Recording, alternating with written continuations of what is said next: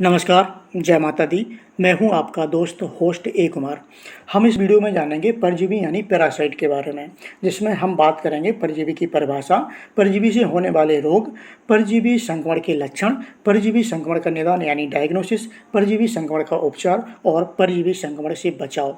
आइए समझिए बिल्कुल आसान भाषा में विस्तार से।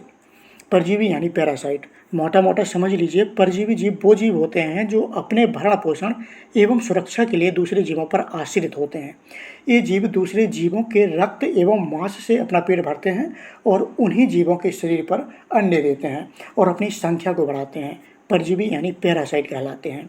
आसान भाषा में बस इतना ही समझिए, ऐसे जीव जो किसी अन्य जीव पर निर्भर होते हैं परजीवी कहलाते हैं। सामान्यतः परजीवी दो प्रकार के होते हैं। नंबर एक बाह्य परजीवी, नंबर दो अंतः परजीवी। सबसे पहले समझिए बाह्य परजीवी को, जिसे अंग्रेजी में एक्टोपैरासाइट कहते हैं। बाह्य परजीवी जीव वो जीव होते हैं जो जीव के शरीर पर अस्थायी या स्थायी रूप से रहते हैं। बाह्य परजीवी यानी एक्टोपैरासाइट कहलाते हैं, जैसे जूं, खटमल, पिस्सू इत्यादि। नंबर दो पे है अंतः परजीवी, जिसे अंग्रेजी में इंडोपैरासाइट कहते हैं। तो आप समझ लीजिए, अंतः परजीवी वह जीव हैं जो किसी अन्य जीव के शरीर के अंदर रहता है और उसी से पोषक तत्व प्राप्त करता है। अंतः परजीवी यानी इंडोपैरासाइट कहलाता है, जैसे प्रोटोजोआ, कृमि को अंग्रेजी में हेलमिंथ्स कहते हैं इत्यादि। सबसे पहले समझिए प्रोटोजोआ को। परजीवी प्रोटोजोआ क्या होता है? प्रोटोजोआ एक कोशिकीय जीव होते हैं। ये परजीवी दूषित भोजन और पानी, व्यक्ति से व्यक्ति के संपर्क और कीड़े के काटने से फैल सकते हैं। कीड़े यानी मक्खी, मच्छर इत्यादि। अगर बात करें परजीवी प्रोटोजोआ से होने वाले रोग की, तो मैं सबसे पहले नाम लूँगा मलेरिया का, जो प्लाज्मोडियम परजीवी प्रोटोजोआ के द्वारा होता है। पेचिस या अमीबियासिस रोग, यह एंट अमीबा हिस्टोलिट का परजीवी प्रोटोजोआ के द्वारा होता है। कालाजार या ब्लैक फीवर, यह रोग प्रोटोजोआ परजीवी लीशमैनिया डोनोवानी के कारण होता है। अब समझिए अंतः परजीवी यानी इंडोपैरासाइट में नंबर दो पे कृमि को, जिसे अंग्रेजी में हेलमिंथ्स या बॉर्म कहते हैं। कृमि बहुकोशिकीय बड़े माइक्रो परजीवी हैं। इन्हें जो है पेट का कीड़ा भी कहते हैं। यह व्यक्ति के पाचन नाल में पाया जाता है। ये परजीवी मानव शरीर में मल्टीप्लाई यानी डिवाइड नहीं हो पाते हैं और मल के जरिए बाहर निकल जाते हैं।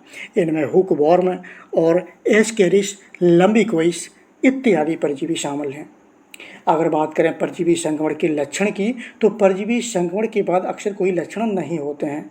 यह लक्षण संक्रमण के लंबे समय बाद दिखाई देते हैं, यानी परजीवी संक्रमण के लक्षण अलग अलग हो सकते हैं, जैसे वजन कम होना, त्वचा पर दाने या चकत्ते होना, उल्टी दस्त होना, भूख बढ़ना या दोनों होना, एनीमिया होना, दर्द होना, सोने में परेशानी, एलर्जी होना, बुखार आना, कमजोरी और सामान्य तौर पर अच्छा ना लगने का एहसास इत्यादि लक्षण शामिल हैं।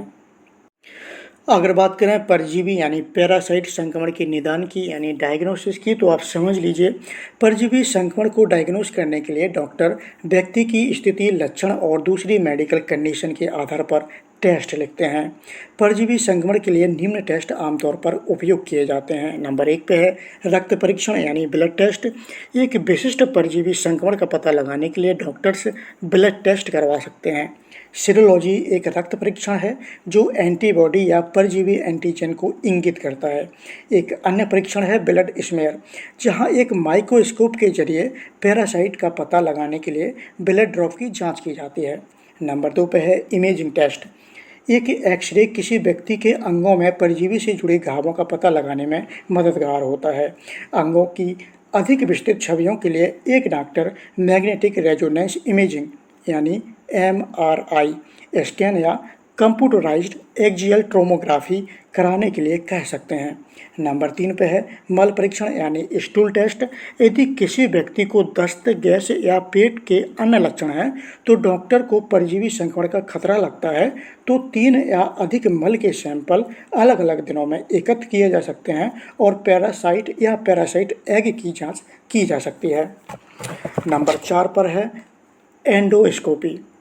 यदि मल सैंपल में पैरासाइट नहीं पाए जाते हैं तो डॉक्टर परजीवी संक्रमण का पता लगाने के लिए एंडोस्कोप नामक एक पतली ट्यूब को मुंह के माध्यम से आंतों में डाल सकते हैं। इसे एंडोस्कोपी कहा जाता है। नंबर 5 पे है कोलोनोस्कोपी। एंडोस्कोपी के विकल्प के रूप में परजीवी का पता लगाने के लिए मलाशय के माध्यम से आंतों में एक ट्यूब डाली जा सकती है, जिसे कोलोनोस्कोपी कहा जाता है। अब समझिए परजीवी संक्रमण का इलाज यानी उपचार कैसे किया जाता है। तो आप समझ लीजिए, परजीवी संक्रमण का इलाज परजीवी के प्रकार पर निर्भर करता है। डॉक्टर्स मरीज के लक्षणों और रिपोर्ट के आधार पर दवा को प्रेस्क्राइब करते हैं जो परजीवी को मार सके, या फिर वे लक्षणों से राहत दिलाने वाली दवाएं भी लिख सकते हैं। अगर बात करें परजीवी संक्रमण से बचाव की, तो आप समझ लीजिए परजीवी संक्रमण का रिस्क कुछ बातों को ध्यान में रखकर कम किया जा सकता है। जैसे जिन स्थानों या क्षेत्रों में यात्रा कर रहे हैं उनके बारे में पता लगाएं कि वहाँ पर कौन सा परजीवी संक्रमण फैला हुआ है। यात्रा के दौरान सीलबंद टॉप वाली बोतलों से ही पानी पीना चाहिए। मच्छरदानी का उपयोग करना चाहिए। अच्छी तरह से पकी हुई मछली और मांस का सेवन करना चाहिए। मीठे पानी की झीलों या नदियों में स्नान करते समय विशेष ध्यान रखने की आवश्यकता होती है। खुले इलाकों या खुले वातावरण में मच्छरदानी का उपयोग करना चाहिए। फुल कपड़े यानी त्वचा को पूरा कपड़ों से ढककर रखना चाहिए, जिससे मच्छर या अन्य कीट की बाइट से बचा जा सके। अपने घरों के आसपास पानी को रुकने ना दें, इत्यादि। आशा करता हूँ यह महत्वपूर्ण जानकारी आप लोगों को बहुत पसंद आई होगी।